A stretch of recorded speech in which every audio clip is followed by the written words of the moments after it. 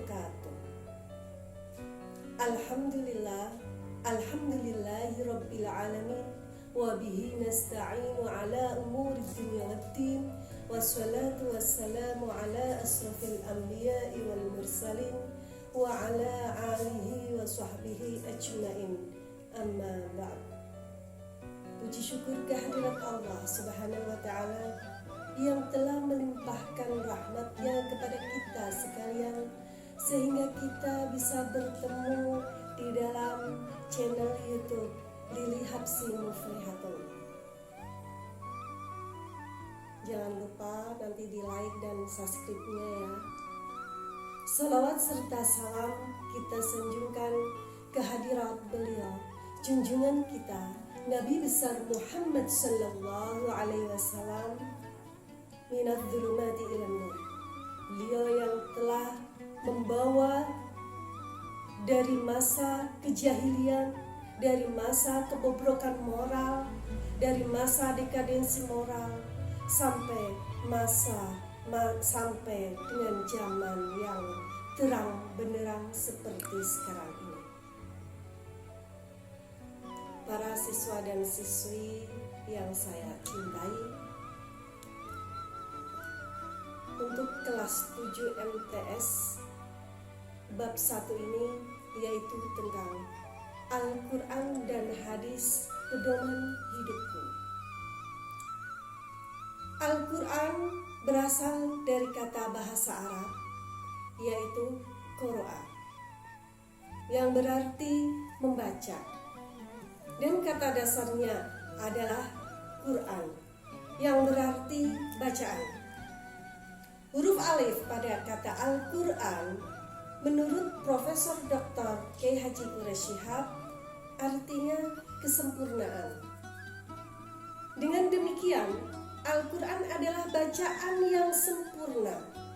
Tidak hanya sempurna akan kandungannya, namun juga redaksi dan petunjuknya. Kesempurnaan lain yang dimiliki Al-Quran karena ia mudah dimengerti, tidak hanya orang tua, anak-anak sangat mudah menghafalnya.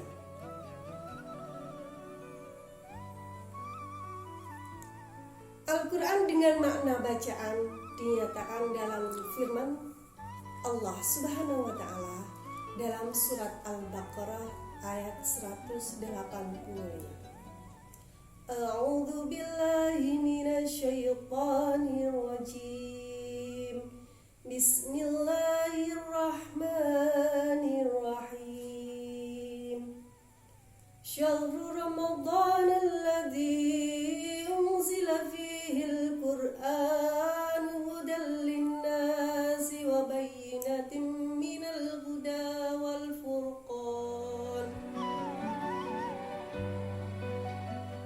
Beberapa hari yang ditentukan itu ialah bulan Ramadan, bulan yang di dalamnya diturunkan permulaan Al-Quran sebagai petunjuk bagi manusia dan penjelasan mengenai petunjuk itu dan pembeda antara yang baik dan yang batil. Al-Quran surat Al-Baqarah ayat 185. Secara istilah, para ulama memberikan pengertian bahwa Al-Quran adalah kalamullah yang menjadi mukjizat yang diturunkan ke dalam hati Nabi Muhammad sallallahu alaihi wasallam. Diriwayatkan kepada kita secara mutawatir dan membacanya dinilai sebagai ibadah. Kesimpulannya bahwa Al-Quran merupakan kalamullah, artinya bukan ucapan Nabi Muhammad sallallahu alaihi wasallam, bukan ucapan malaikat, bukan ucapan makhluk yang lainnya, tetapi firman Allah Subhanahu wa ta'ala yang diturunkan melalui wahyu yang memberikan jaminan kesempurnaan dan terbebas dari kekurangan.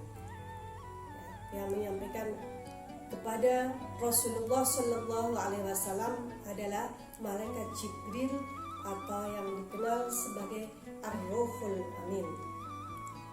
Kedua, Al-Quran merupakan mukjizat, artinya luar biasa yang diturunkan kepada Nabi Muhammad SAW.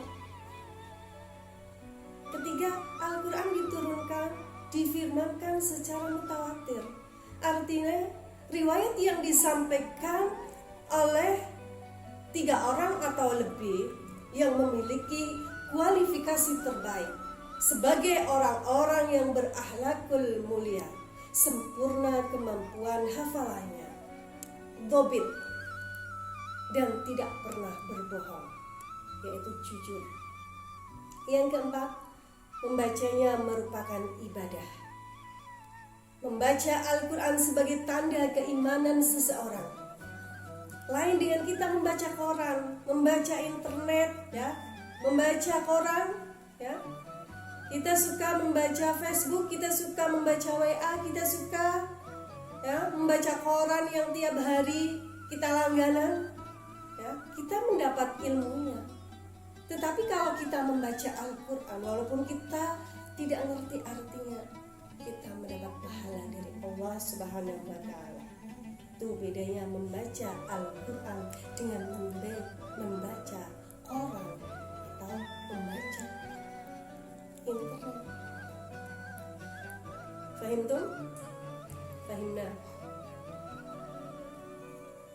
Jadi kalau kita semua, ya, suka membaca Al-Quran, kita sungguh-sungguh dalam membaca Al-Quran, semakin kita sering membaca Al-Quran, semakin meningkat keimanan kita. Wajilat qulubihim. Dan ketika dilantunkan alunan ayat-ayat Al-Quran, bertambahlah keimanan kita, bergetarlah hati kita, semakin bertambah keimanan kita. Nama-nama Al-Quran, Alkitab. Yang pertama Alkitab atau kitab, ya, yang ada pada surat Al-Baqarah ayat 2. Bismillahirrahmanirrahim. Dzalikal kitabu la raiba fihi hudal lil muttaqin. Kitab atau Al-Quran tidak ada keraguannya padanya, petunjuk bagi mereka yang bertakwa. Quran surat Al-Baqarah ayat 2. Nama Al-Quran yang kedua adalah Al-Furqan. Pada firman Allah Subhanahu wa Ta'ala dalam Quran surat Al-Furqan ayat 1. Tabarakalladzi nazzalal furqan ala abdihi liyakunu lil alamin nadhira. Maha suci Allah yang telah menurunkan Al-Furqan, yaitu Al-Quran, kepada hambanya agar dia menjadi pemberi peringatan kepada seluruh alam. Quran surat Al-Furqan ayat 1.